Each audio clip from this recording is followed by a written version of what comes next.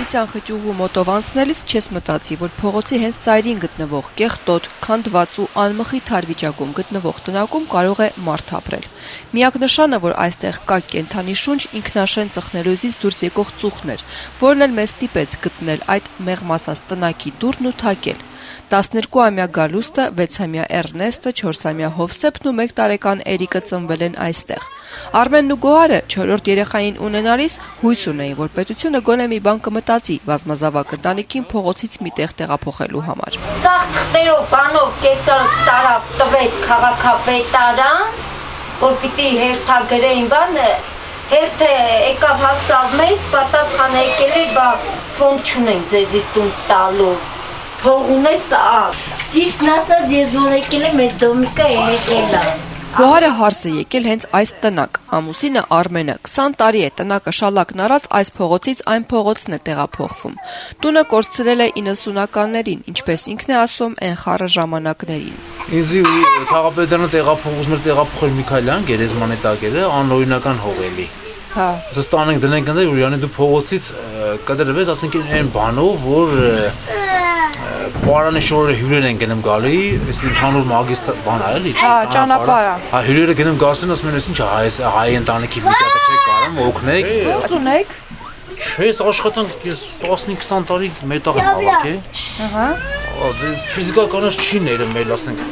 Deep Purple-ի երկրպագու Արմենը ասում է, որ արվեստի մեջ է իրեն տեսնում, սակայն երբեք լրջորեն չի զբաղվել։ Տնակի հնարավոր բոլոր հատվածները ջրաներկով արված իր ստեղծագործություններն էին։ Եթե կարողանար գոնե կտավի վրա նկարել, կվաճառեր, որ ապրեին։ Ընտանիքը ապրում է միայն երեխաների համար սահմանված նպաստով։ Որ ձերս գումարն գնում է ջրաներ կամ յուղաներ առնեն, զբաղվում եմ, էլի ցևրվեն որ։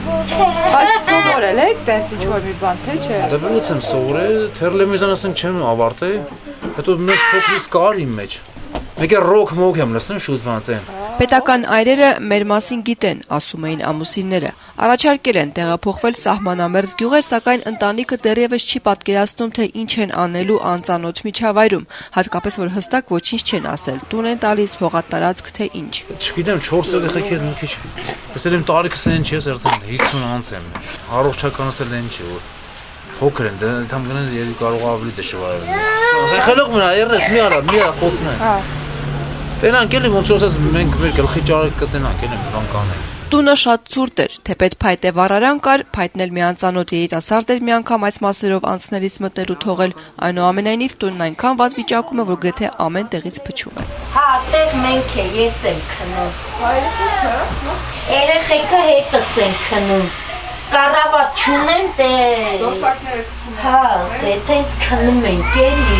դոշակը բանը։ Տանը շարժվելու տեղ չկար, բայց շներն ու կատուներն անպակաս էին։ Պատճառը միայն կենդանիների նկատմամբ ունեցած սերը չէր։ Կատու եք պահում։ Հա, կռիսների համար։ Հա, կռիսներ կան։ Ալիքն են։ Կատուները օպերատորից հախնես գալիս են։ 8 տարի ապրել են առանց լույսի։ Հիմա էլ փողոցի լուսագիրներից մի գիծ են քաշել, որ գոնե հեռուստացույցով երեխաները մուլտֆիլմ դիտեն։ Շատ չարաճճի են, բողոքում էին ծնողները, անընդհատ փորձանք են բերում գլխներին։ Գոնե հեռուստացույցի առջև մի քիչ ապահով են։ Հակառակ դեպքում վազում են փողոց։ Մեծ տղան էլ մի տարի առաջ է ընկել մեքենայի տակ ու զրկվել երիկամից ու փայծախից։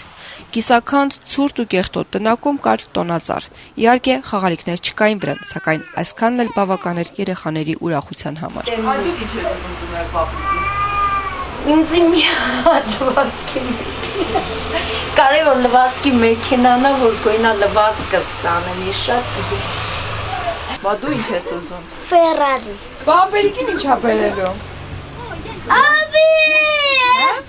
Ավտո։ Էլի, փուճուր ավտո։ Բա պապային ինչ բերել է։ Դա։